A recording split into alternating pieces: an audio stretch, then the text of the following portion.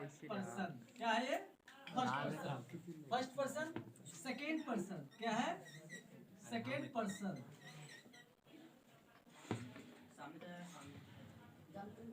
Second person. और क्या देना पड़ेगा? Third person. क्या?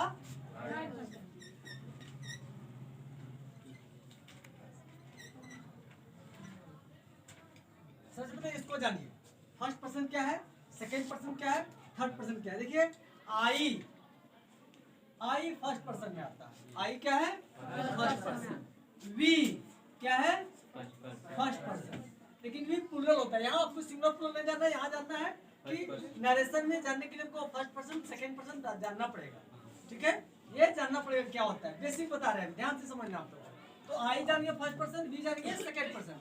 यू जो होता है सो I we first person, you second person होता है। यू क्या होता है? Second person. और ही, सी, इट, नेम और दे, ये क्या है? ये थर्ड पर्सन है। यहां तक समझ में आ गया आप लोग को? यहां तक आ गया समझ में? I we first person, you second person, he, she, it, name और दे क्या है? कोई दिक्कत है? नहीं ना? एक चीज और जानना आप लोग को। क्या जानना है? सब्जेक्ट।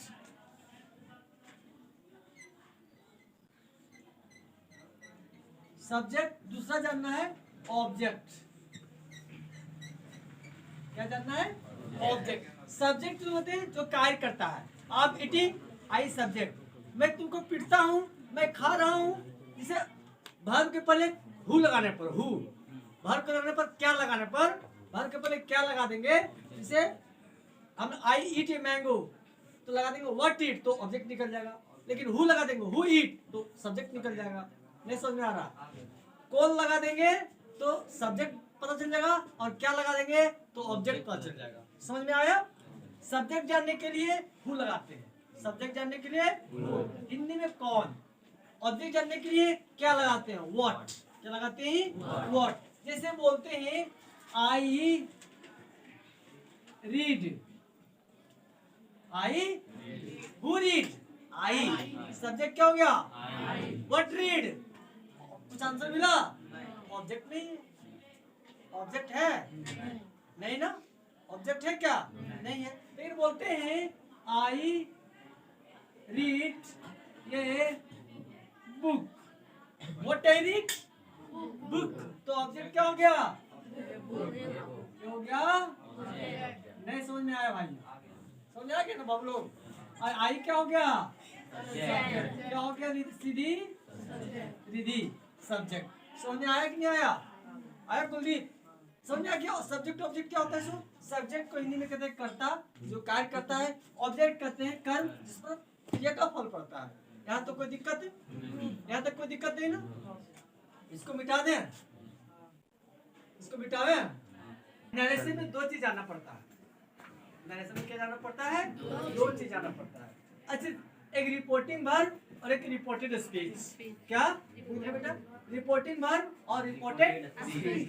देखो इन्वर्टेड कॉमा के जो बाहर रहता है, निकाल के दो ना।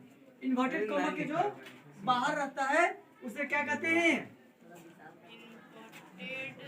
इम्पोर्टेड कॉमा के जो बाहर रहता है उसे क्या कहते हैं? उसको कहते हैं रिपोर्टिंग वर्ब। उसको क्या कहते हैं? रिपोर्टिंग वर्ब कहते हैं। ठीक है,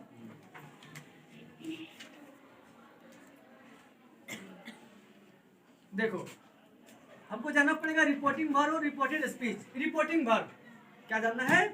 कहता है इन्वर्टेड कॉमास के बाहर कुछ वाक्य होते हैं। इन्वर्टेड कॉमास के बाहर कुछ वाक्य होते हैं, उसे रिपोर्टिंग वर्ब कहते हैं। उसे क्या कहते हैं? रिपोर्टिंग वर्ब कहते हैं। और जो इन्वर्टेड कॉमास के भीतर वाले वाक्य होते हैं उसके रिपोर्टेड स्पीच कहते हैं। सर कैसे? खाली आप बोल दिए, समझा दीजिए ना सर। देखो समझा देता हूँ। आई से,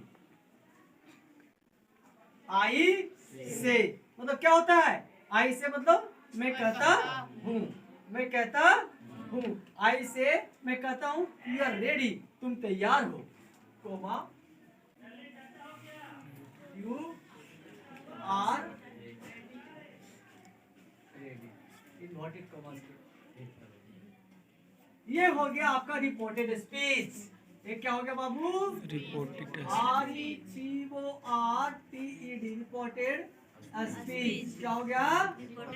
और ये हो गया reporting verb. REPORTIN reporting verb. ये जानना है। रिपोर्टिंग वर्ब समझ में आ गया, रिपोर्टेड स्पीच समझ में आ गया, तो आप लोग को क्या रिपोर्टिंग वर्ब REPORTIN नहीं दिखा, REPORTIN reporting verb reported speech. समझ में आया कि नहीं आया?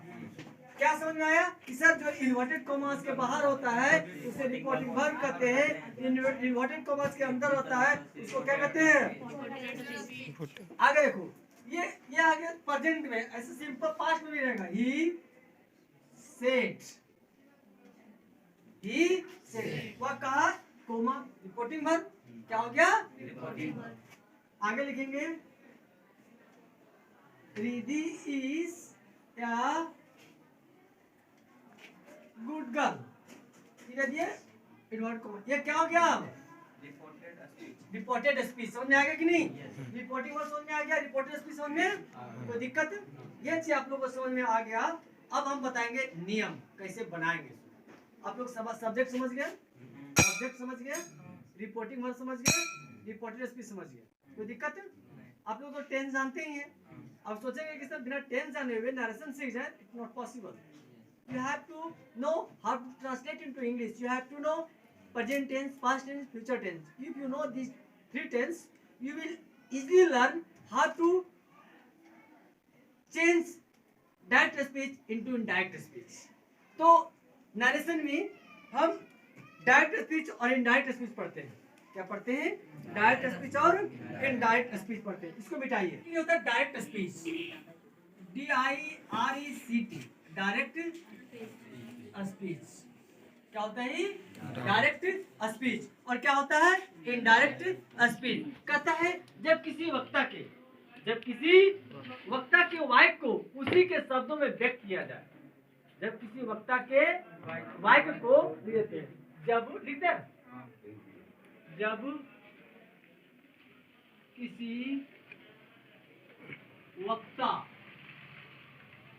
के वाक्य को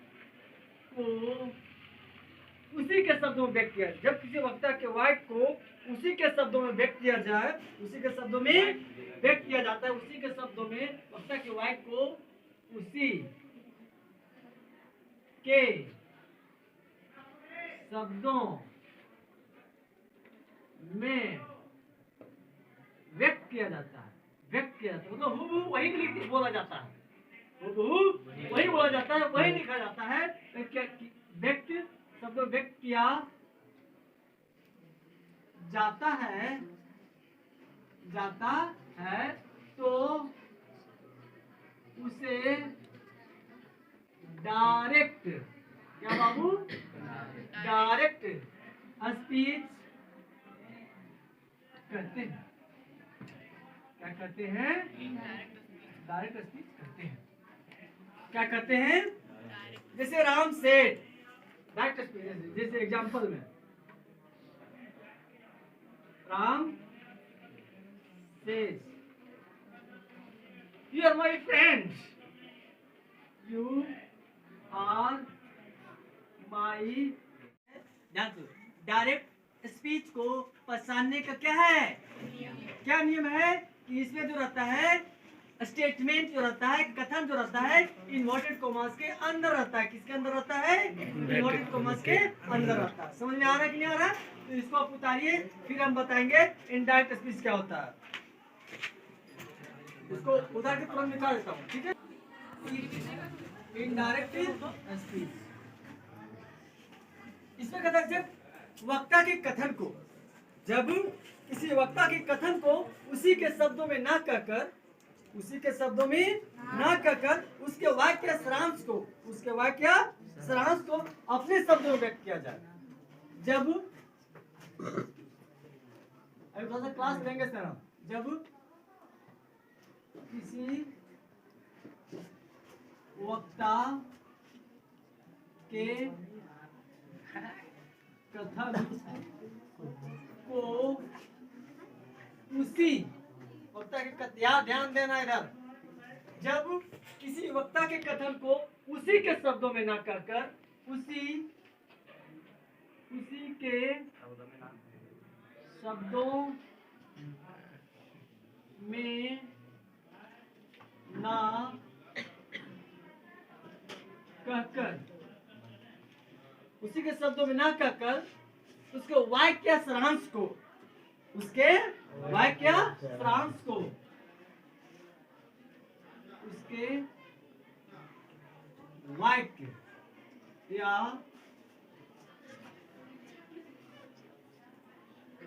सारांश को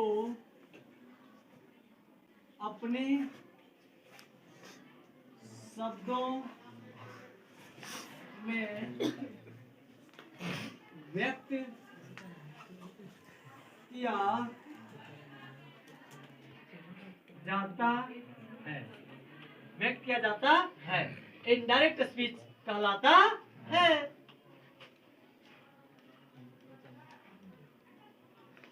इनडायरेक्ट स्पीच कहलाता, ध्यान से समझो। डायरेक्ट स्पीच हम लोग समझा क्या, जब किसी वक्ता के कथन को उसी के शब्दों में व्यक्त किया जाता है, लिखा जाता है, तो क्या कहा जाता है, डायरेक्ट स्पीच कहा जाता है। और डायरेक्ट स्पीच में स्टेटमेंट जो रहता है, कथन जो रहता है, तो क्या रहता है, इन्वर्टेड कॉमास के भीतर रहता है। क्या रहता है, इन्वर्टेड कॉमास के भीतर रहता है। लेकिन इनडायरेक्ट स्पीच में जब किसी वक्ता के कथन को उसी के शब्दों में न कहकर उसके वाक्य सारांश को अपने शब्दों में व्यक्त किया जाता है, उसे इनडायरेक्ट स्पीच कहते हैं या इनडायरेक्ट स्पीच कहलाता है। इसमें स्टेटमेंट कथन जो होता है इन्वर्टेड कॉमास के भीतर नहीं रहता है, कोई दिक्कत, इन्वर्टेड कॉमास के भीतर नहीं रहता है। समझ में आ गया। जैसे लिखते हैं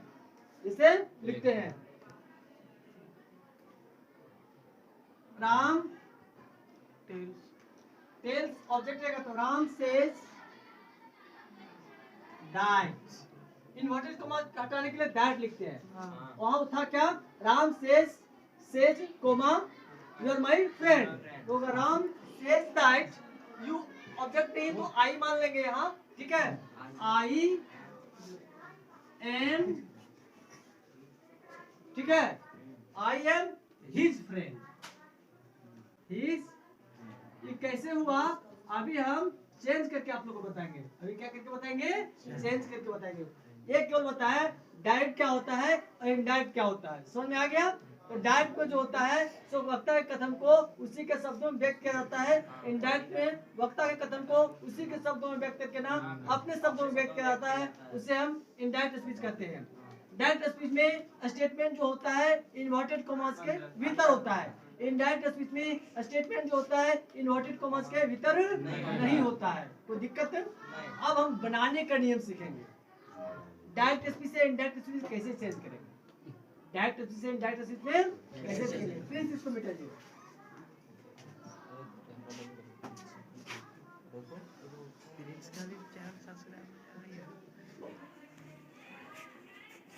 changing into indirect speech, direct speech को इनडायरेक्ट स्पीच बदलने के लिए कुछ स्पेशल रूल होते हैं, कुछ सामान्य रूल होते हैं। क्या होते हैं, कुछ जनरल रूल्स होते हैं इसके, क्या होते हैं, कुछ इसके जनरल रूल्स होते हैं। किसको चेंज करने के लिए, डायरेक्ट स्पीच को चेंज करने के लिए क्या होते हैं, कुछ जनरल रूल होते हैं। चेंज ऑफ पर्सन, इसके जनरल रूल्स, इसके तीन जनरल रूल्स होते हैं। जनरल रूल्स यहाँ लिख देते हैं। डायरेक्ट स्पीच को इनडायरेक्ट स्पीच में बदलने के लिए कुछ सामान्य नियम होते हैं, कुछ जनरल रूल्स होते हैं। लिखते हैं डायरेक्ट स्पीच को इनडायरेक्ट स्पीच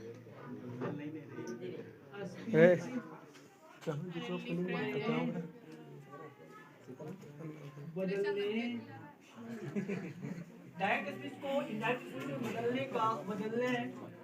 बदलने के लिए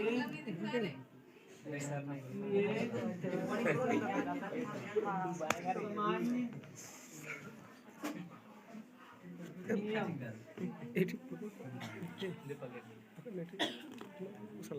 जनरल रूल होते हैं जो निम्न इस प्रकार डायरेक्ट स्पीच को इनडायरेक्ट स्पीच में बदलने के लिए समान नियम होते हैं, जनरल रूल्स होते हैं जो निम्न इस प्रकार है। निम्न इस प्रकार है, देखो क्या है। पहला है चेंज ऑफ पर्सन। पहला क्या है? Change of person. Change of person. दूसरा है change of tense. Change of tense. दूसरा क्या है? पहला है चेंज ऑफ पर्सन, दूसरा है चेंज ऑफ टेंस, तीसरा क्या है? Change of other parts of speech. तीसरा है change of other parts of speech. क्या समझ में आया? इसको उतारना चाहेंगे आप लोग? उतार लीजिए उसको, स्टॉप कर दो। चेंज ऑफ पर्सन, मतलब पर्सन बदलने का नियम।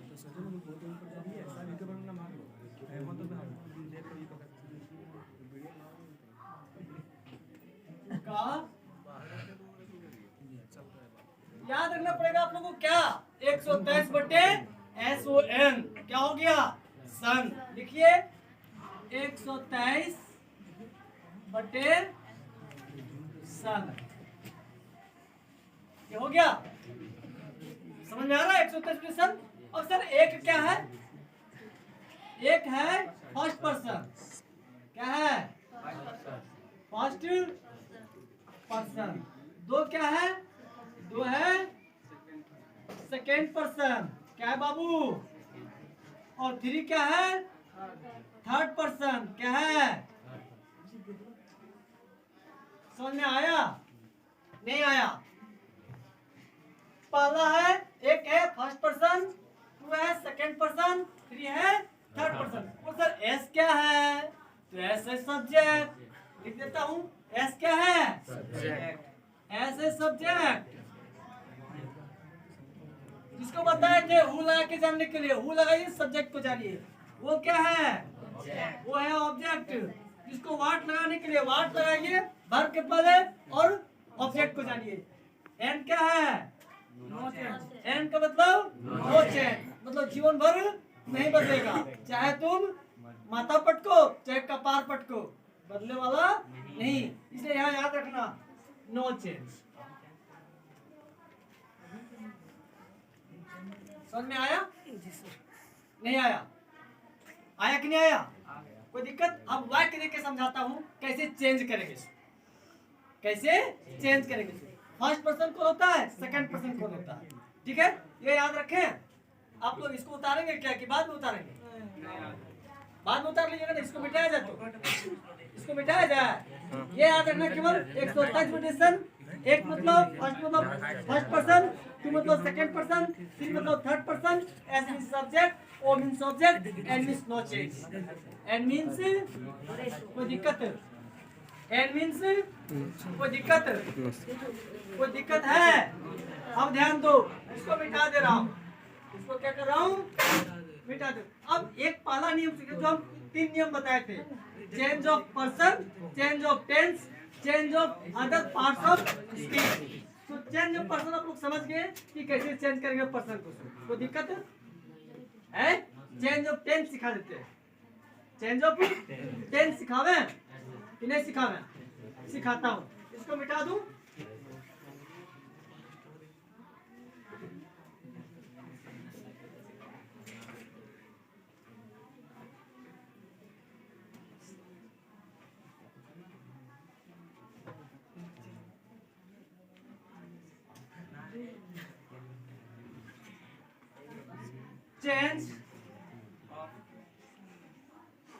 चेंज ऑफ CH चांस हो गया, यस थोड़ा सा चौक टूट गया ना तो ये हो गया।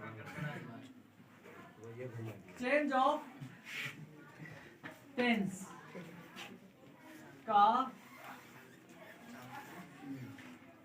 अच्छा आप लोग ये जान गए हैं रिपोर्टिंग वर्ब, जान गए कि नहीं? ध्यान दो, जब रिपोर्टिंग वर्ब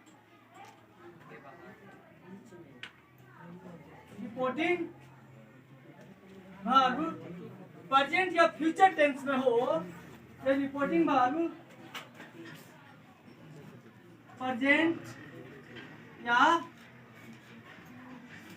फ्यूचर टेंस में हो तो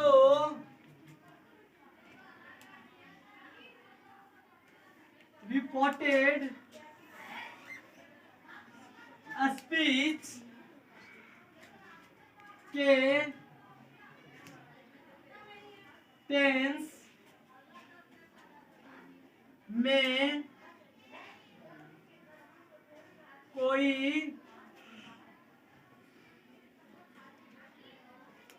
परिवर्तन नहीं होगा। फ्यूचर प्रेजेंट या फ्यूचर टेंस हो, प्रेजेंट या फ्यूचर टेंस कहने का मतलब क्या हुआ? प्रेजेंट और फ्यूचर टेंस आप लोग जानते हैं, तो ब्रैकेट में लिख प्रेजेंट या फ्यूचर टेंस में हो मतलब क्या हो, ब्रैकेट में लिख लेता हूं, क्या हो? रिपोर्ट टेल, टेल्स, ठीक है, सैल टेल,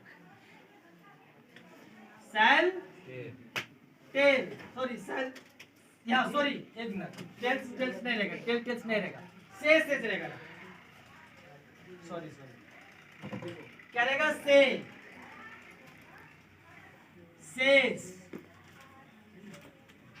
सैल से और विल से, इसको कहते हैं प्रेजेंट और फ्यूचर टेंस। ऐसा रहेगा इन्वर्टेड रिपोर्टिंग वर्ब रहेगा, इन्वर्टेड कोमा के बाद रिपोर्टिंग वर्ब में ऐसा रहेगा, तो रिपोर्टेड स्पीच के टेंस में कोई परिवर्तन नहीं होगा। समझ में आया? अभी जब बताएंगे ना तो याद रहेगा दिमाग में ना, तो समझ में आ जाएगा। कोई दिक्कत है? इसको मिटाया जाए, इसको मिटाया जाए, कोई दिक्कत है? चलो मिटा, प्लीज मिटा दो पाओ।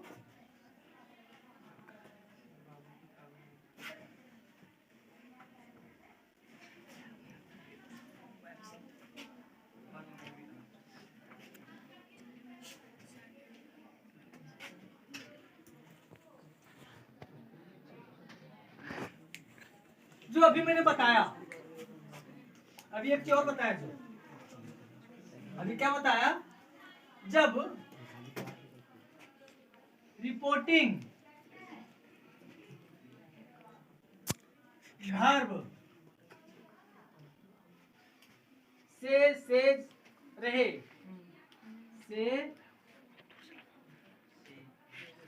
से या सेज रहे, से या सेज रहे, और इसके बाद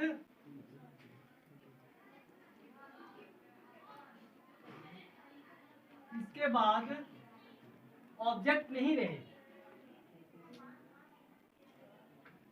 ऑब्जेक्ट नहीं रहे,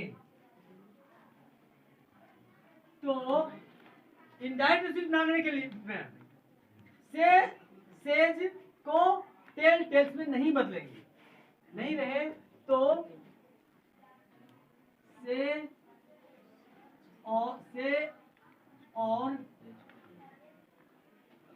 सेज ही लिखेंगे। कब ये सब बता रहे हैं? जब इनडायरेक्ट रिसीव बदलेंगे तब, करना हो तो, ठीक है? ऐसे टेल टेल्स में लिखे के ना हो। समझ में आ रहा है कि नहीं?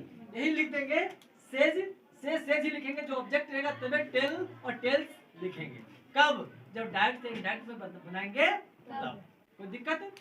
एक चीज और ध्यान दो, डायरेक्ट स्पीच में जब रिपोर्टिंग वर्ब क्या हो, रिपोर्टेड स्पीच क्या हो, एसलेटिव सेंटेंस हो।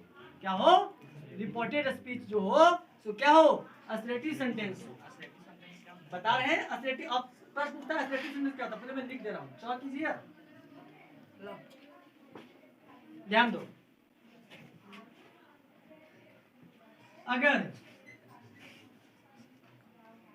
रिपोर्टेड स्पीच, जो अभी सूत्र सब बता रहे हैं, जो आएगा तो बना देते हैं। रिपोर्टेड स्पीच असरेटिव सेंटेंस में हो, असरेटिव एक तो एस या T I, assertive sentence, assertive sentence हो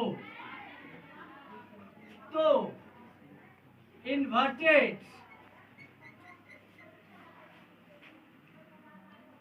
इन्वर्टेड कॉमास के, इन्वर्टेड कॉमास को हटाने के, इन्वर्टेड कॉमास के जगह पर या उसे हटाकर, ठीक है, डायरेक्ट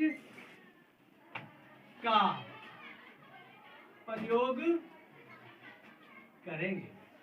इसका प्रयोग कब करेंगे? इनडायरेक्ट स्पीच में बदलने के लिए। डायरेक्ट स्पीच में, इन रिपोर्टेड स्पीच असर्टिव सेंटेंस में हो तो इनडायरेक्ट स्पीच में बदलेंगे तो इन्वर्टेड कॉमा को हटाना पड़ेगा, उसके लिए हम दैट लिखेंगे। लेकिन प्रश्न उठता है क्या कि सर असर्टिव सेंटेंस होता क्या है?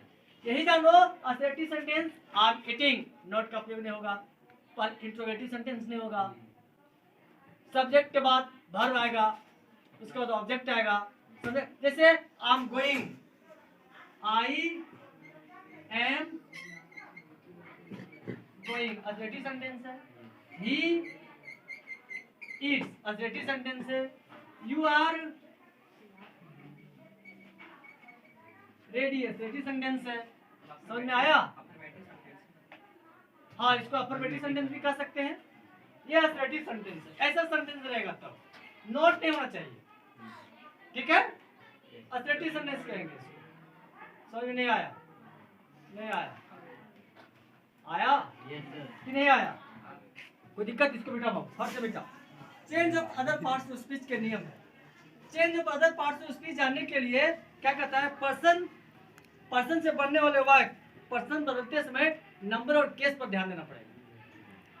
तीसरा नियम जो है कि पर्सन बदलते समय, देखो change of other parts of speech, तीसरा नियम जो है change of other parts of speech,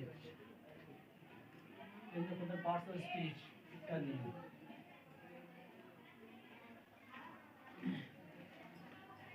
person बदलते समय क्या करते समय, पर्सन बदलते समय नंबर तक केस पर विशेष ध्यान देंगे। पर्सन पहला लिख लेंगे, पर्सन बदलते समय नंबर, नंबर तो समझ आ रहा है ना, वचन और नंबर संख्या नहीं, नंबर तथा केस पर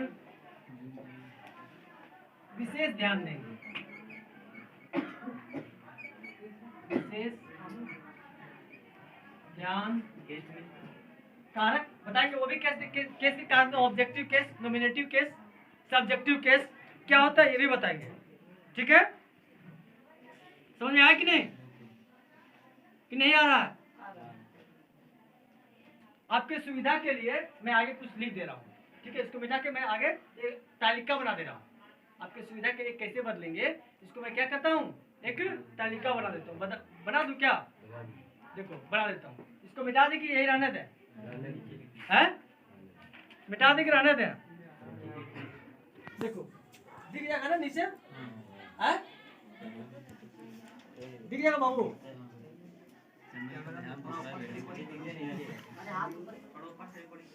दिख जाएगा नीचे? हाँ। तो मिटा दे। दिख जाएगा दिख जाएगा। देखो तो बनाता हूँ पर्सन।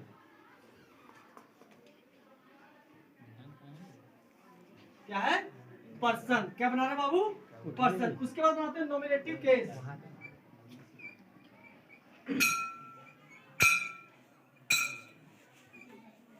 नहीं आएगा इसमें, थोड़ा बड़ा बनाना पड़ेगा। कहाँ है डस्टर?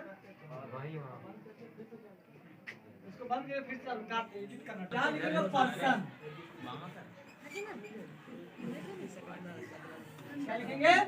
क्या लिखेंगे? Nominative case.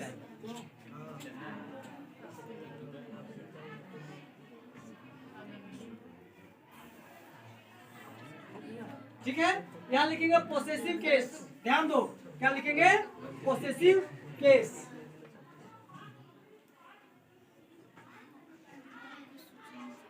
आज नहीं समझा फिर कभी नहीं समझा, ध्यान दो। Possessive case. यहाँ लिखेंगे ऑब्जेक्टिव केस। क्या लिखेंगे बाबू? Objective case.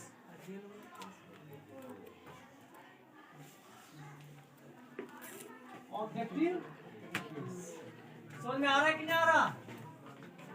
आ रहा है समझ में? है?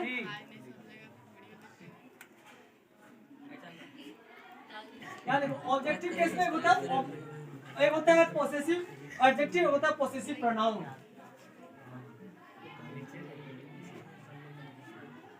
पोसेसिव एडजेक्टिव और पोसेसिव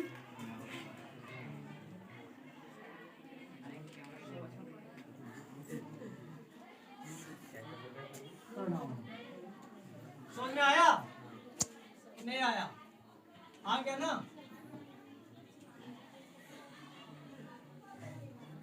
ठीक है। अब आप लोग जानते हैं कि पर्सन में फर्स्ट पर्सन, सेकेंड पर्सन और क्या होता है? Third person. आप लोग जानते हैं फर्स्ट पर्सन होता है फर्स्ट पर्सन होता है कि नहीं? फर्स्ट पर्सन, फर्स्ट पर्सन क्या होता है? First person. उसके क्या होता है? Second person. क्या होता है?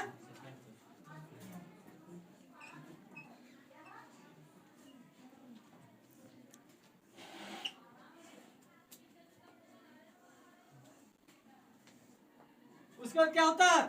Third person. क्या होता है? एकदम ध्यान से समझना। यहां तक समझ में आया कि नहीं आया? देखो फर्स्ट पर्सन में क्या होता है? आई और कुछ होता है क्या? आई और वी। तो आई और वी में पोसेसिव केस में आता है पोसेसिव एडजेक्टिव और पोसेसिव प्रोनाउन। पोसेसिव एडजेक्टिव के बाद हमेशा नाउन आए। तो आई के लिए पोसेसिव एडजेक्टिव माई होता है और पोसेसिव प्रोनाउन माइन होगा। माइन, माइन के बाद कभी नाउन नहीं आता। वी के लिए पोसेसिव एडजेक्टिव आवर होगा। क्या होगा? और पोसेसिव प्रोनाउन आवर्स होगा। यहाँ तक समझ में आया? यहाँ तक समझ में आया कि नहीं आया? माइन के बाद नाउन नहीं, आवर्स के बाद नाउन नहीं। माई के बाद नाउन जरूर आएगा, आवर के बाद नाउन जरूर आएगा। कहीं कहीं तुम लोग दिखा दो माई के बाद केवल अकेला माई आ नहीं सकता। इसके बाद नाउन आएगा ही तो आएगा।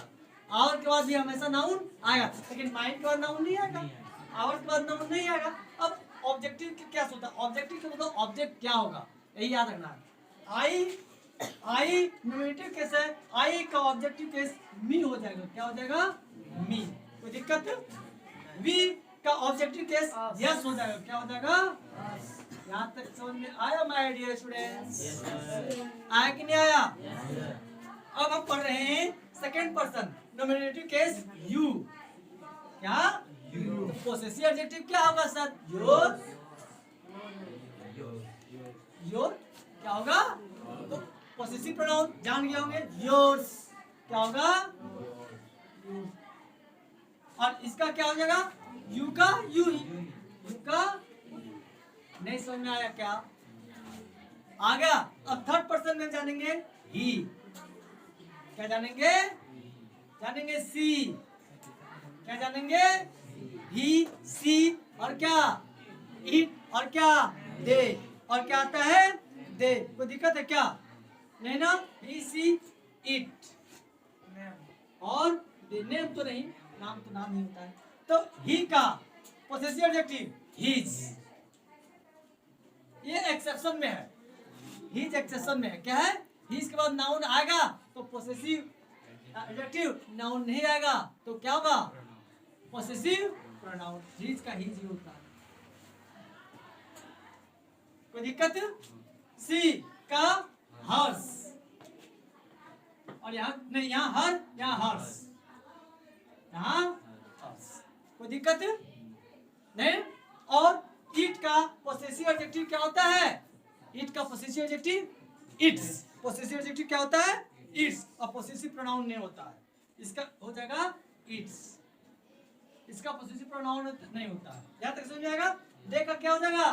देयर। क्या हो जाएगा? और पोसेसिव प्रोनाउन क्या हो जाएगा? देयर्स। यहाँ तक समझ में नहीं आया? आ गया ना? बिल्कुल आएगा। अब देखो ये सर ऑब्जेक्टिव केस नहीं समझ में आ रहा है सर। आएगा ही के लिए his possessive adjective, his possessive pronoun, तो इसका क्या हो जाएगा? हिम। क्या हो जाएगा? सी का हर, हर्ष, हर। क्या हो जाएगा? हर। इट का इट्स, इट का इट, इट का इट। दे का possessive adjective their, possessive pronoun their, objective case them. वाह, आप लोग तो समझदार विद्यार्थी हैं। यहाँ तो कोई दिक्कत है? अब ये अगर समझ गया स्ट्रक्चर तो अभी धाए धाए बनाएगा ना, पानी के जैसा बनाएगा तुरंत। डाइक्रिस्पी से इंडाइक्रिस्पी में कैसे बदलते हैं एकदम बिल्कुल तुरंत सीख जाएगा। कोई दिक्कत है? हैं? कोई दिक्कत नहीं ना है? इसको मिटाया जाए और लिखो लिखो एकदम। Is his. यह किताब उसका है।